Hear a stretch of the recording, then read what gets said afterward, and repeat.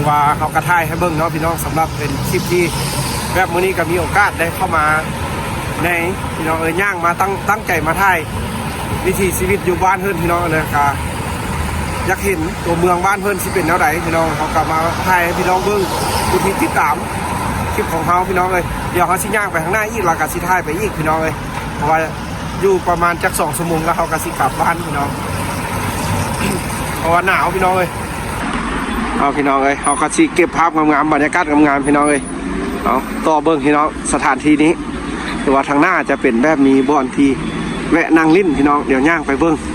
ที่มีคนบ้านเธอนั่งลิ้นบ่คือว่าอันนี้จะเป็นทางข้ามเนาะสำหรับคนย่างคนใช้ชีวิตแบบเลิกเวียกเลิกงานพี่น้องเลยว่าย่างต่างหากนะว่าเส้นทางก็ต่างหากพี่น้องอยู่บ้านเพิ่นจะบ่มีสะพานสูงๆพี่น้องเลย คือเมื่อวานเมื่อซื้อนี่เขาก็ไปมาเนาะก็มันก็เป็นสะพานแต่แบบเพื่อเอ็ดแบบสำหรับข้ามทางซื่อๆพี่น้องแต่หักเอ็ดยาวๆเลยคือเมืองไทยแบบเป็น50-60 บ่100 กิโลเมตรสิก็บ่มีพี่น้องเลยอยู่รัสเซียนะถือว่าน่าจะมีอยู่เมืองอื่นบ่เขาก็ยังบ่ฮู้สำหรับเมืองนี้เราบ่เห็นพี่น้องเลยอันนี้ก็จะเป็นสถานที่แบบ โอ้เย็นนะพี่น้องเลยเวลาที่แบบอันเพิ่นเลิกเวียกเลิกงานเพิ่นจะมานั่งพักพี่น้องเลยคู่เบาสาวเพราะว่าบ้านเพิ่นจะบ่มีการกินเหล้ากินเบียร์เฮฮาปาร์ตี้คือบ้านเฮาพี่น้องบ้านเพิ่นจะรักษาส่วนใหญ่จะรักษาสุขภาพพี่น้องเลยส่วนจะเน้นรักษาสุขภาพกินอาหารแบบเบาๆพี่น้องรสชาติบ่จัดแบบรสชาติเฉยๆธรรมดาพี่น้องเลยนี่สำหรับอยู่รัสเซียพี่น้องเดี๋ยวถ่ายเบิ่งย่างไปต้องกันเลยพี่น้องเลยคนบ้านเพิ่นกันการแต่งตัวก็จะเป็นแบบนี้พี่น้องเลยชาวเมืองอันนี้ก็จะเป็นบอนอ่ะ อันนี้ก็จะเป็นต้นแอมเปิลน้อยได้พี่น้องมากแอมเปิลน้อยเวลาที่ฤดูร้อนมาเพิ่นก็สิให้มันลิ้นมาอย่างก็ยักกินก็กินได้พี่น้องบ่เป็นหยังตัวคนปลูกไว้แนวนี้ เป็นสาธารณะเลยพี่น้องเลยใครมาก็กินได้ถือว่าฤดูหนาวมาแล้วมันก็จะใบมันก็ร่นพี่น้องเพราะว่ามันหนาวแต่หากบ่ตายได้พี่น้องเห็นเป็นซีบ่ได้ตายได้ต้นไม้นะที่แต่ใบร่นไปซื่อๆพี่น้องเลยชิปอยู่รัสเซียพี่น้องขอบใจเด้อพี่น้องที่ให้กำลังใจเด้อที่รับชมแล้วก็เป็นห่วงเป็นใยชีวิตของเราอยู่พี่น้องเลยอีกบ่ดนบ่นานก็สิได้กลับไปบ้านแล้วแหละพี่น้องเอ้ยมื้อนี้ก็ถือว่ามีโอกาสดีๆก็สิย่างพี่น้องเอ้ยถ่ายให้เบิ่งพี่น้องอยู่กลางเมืองบ้านเพิ่นสิมีหยังแน่เฮาสิเห็นหยังแน่เนาะเฮาก็สิย่างเบิ่งเฮาเห็นหยังพี่น้องก็สิได้เห็นนำแหละนี่ว่าอยู่รัสเซียพี่น้องเอ้ยสนชาติเพิ่นก็ใช้ชีวิตแบบนี้พี่น้องเอ้ยผู้คนถ้าเฮาฮู้เฮาลึงเพิ่นฮะเพิ่นก็สิเว้าดีนำได้พี่น้อง แต่ถ้าเขาบูฮู้เนี่ยนี่เพิ่นก็ยู่ให้ยู่มันพี่น้องเลยก็ใช้ชีวิตของใครของมันพี่น้องแต่ถ้าฮู้จักเพิ่นคืออาจารย์เพิ่นแนะนำเนาะ เพิ่นก็ว่าให้ลึงให้ทักทายเด้อว่าซั่นแต่คนรัสเซียเพิ่นจะเป็นแบบคนคึมๆพี่น้องถ้าเขาบูฮู้จักเพิ่นแล้วเพิ่นก็จะคึมแบบจะบ่ค่อยจะยิ้มพี่น้องคนรัสเซียน่ะเขาเจ้าบ่ยิ้มแท้ๆเด้พี่น้องถ้าบ่ฮู้จักกันนะถ้าลึงเคยกันบ่สิจะยิ้มให้กันพี่น้อง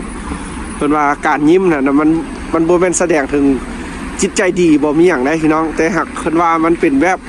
อ่อนแอเพิ่นว่าเวลาเฮายิ้มให้คนที่บ่ฮู้จักมันจะแสดงถึงความอ่อนแอเพิ่นว่าพี่น้องสำหรับอาจารย์ที่เพิ่นแนะนำพี่น้องเอ้ยอันนี้ก็ถือว่าอีกคิวรถเมล์นึงพี่น้องเอ้ยที่รถเมล์ทุกคันที่แล่นเข้าในเมืองก็จะได้จอดพี่น้องตามเบอร์ตามน้ำเบอร์จะได้จอดด้วยนี่พี่น้องเลย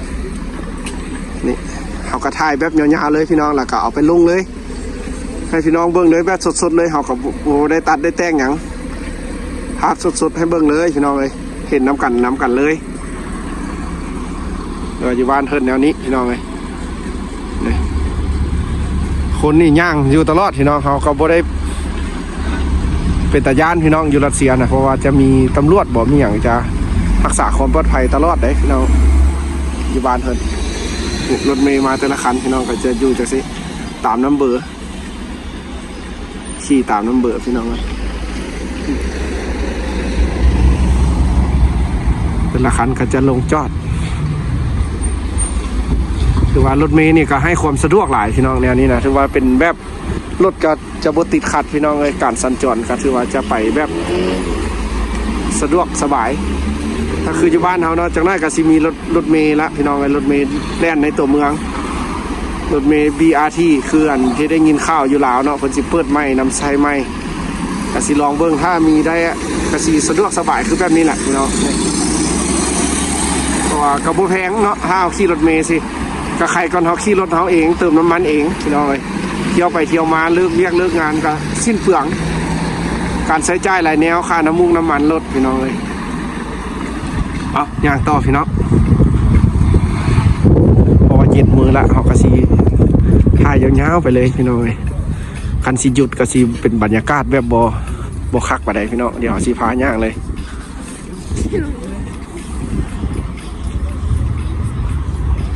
อยู่รัสเซียบ้านเพิ่นพี่น้องดูวิวงามๆยามค่ำคืน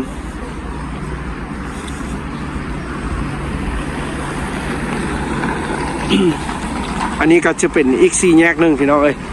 นี่ก็กลางตัวเมืองได้งามๆคือกันพี่น้องนี่ถือว่าเข้ามาในกลางเมืองก็ถือว่าโอเคพี่น้องบ้านเพิ่นก็ถือว่าผู้คนจะใช้ชีวิตแบบนี้เลยพี่น้องเอ้ย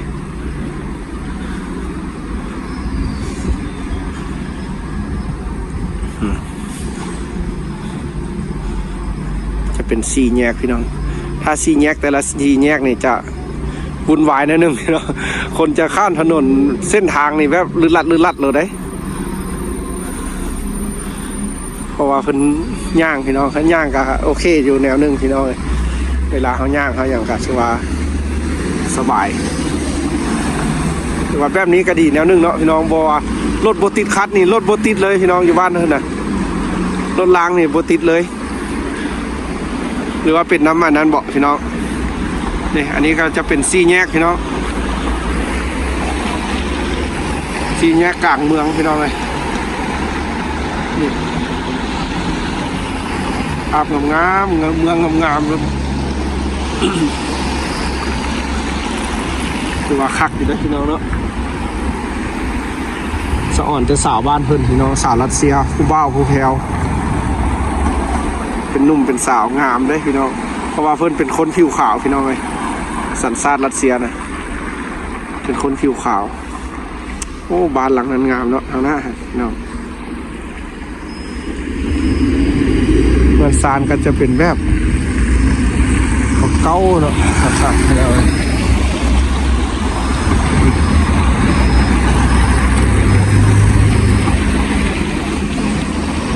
กลางเมืองบ้านเพิ่นพี่น้องเลย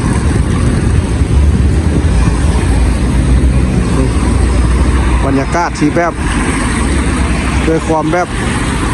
สวยงามน้อยหนึ่งเลยพี่น้องเขาว่าเนี่ยแต่งามอีกแบบเนาะถ้าเทียบใส่บ้านเขาการสัญจรเส้นทางนี่พี่น้องเลยความแตกต่างเป็นเข่งขัดระเบียบขนาดไหนนี่ว่าจะบ่มีการละเมิดการขับขี่พี่น้องเลยเดี๋ยวย่างไปข้างหน้าเนาะพี่น้องเพราะว่าใช้เป็นบรรยากาศงามๆข้างหน้า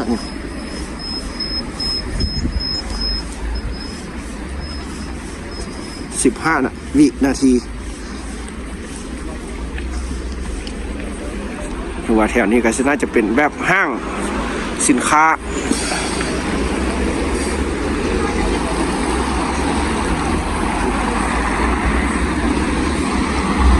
จะสวยงามอีกแบบพี่น้องเลยอันนี้น่าจะเป็นฮานเงินยังไงเงินโซยุสก็จะเป็นฮานอาหารพี่น้องอยู่ไหน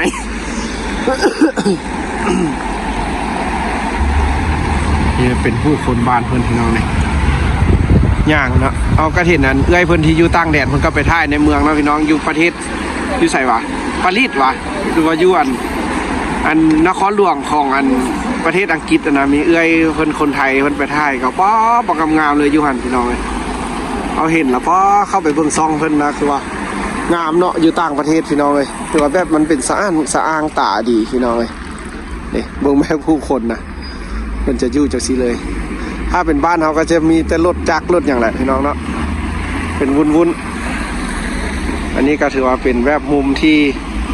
คักอีกนึงได้นี่พี่น้องนี่งามเอาพี่น้องว่ารู้สึกจังไหนเนาะพี่น้องกับเส้นทางบ้านเพิ่นผู้คนก็คอมเมนต์มาเป็นกำลังใจให้เฮาได้เด้อพี่น้องถ้าเข้ามารับชมคลิปพี่น้องสำหรับคลิปชีวิตน้อยๆเมืองหนาวพี่น้องแต่ว่าถ้ามีโอกาสดีๆเขาก็สิพาเข้าไปลึกกว่านี้อีกพี่น้องถ้าพี่น้องเข้ามาเม้นให้กำลังใจรับชมคลิปเพื่อสนับสนุนเฮาในการถ่ายคลิปอยู่เมืองหนาวนี่พี่น้องนี่คักพี่น้องเขามากขนาดบรรยากาศแบบนี้แบบมันแปลกตาที่เฮาแบบว่าบ่เคยเห็นคนย่างแบบนี้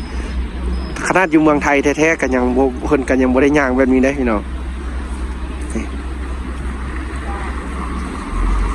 ส่วนหลายจะเห็นแต่อยู่ทางยุโรปเนาะพี่น้องเนาะที่แบบเพิ่นย่างใช้ชีวิตแบบนี้นะ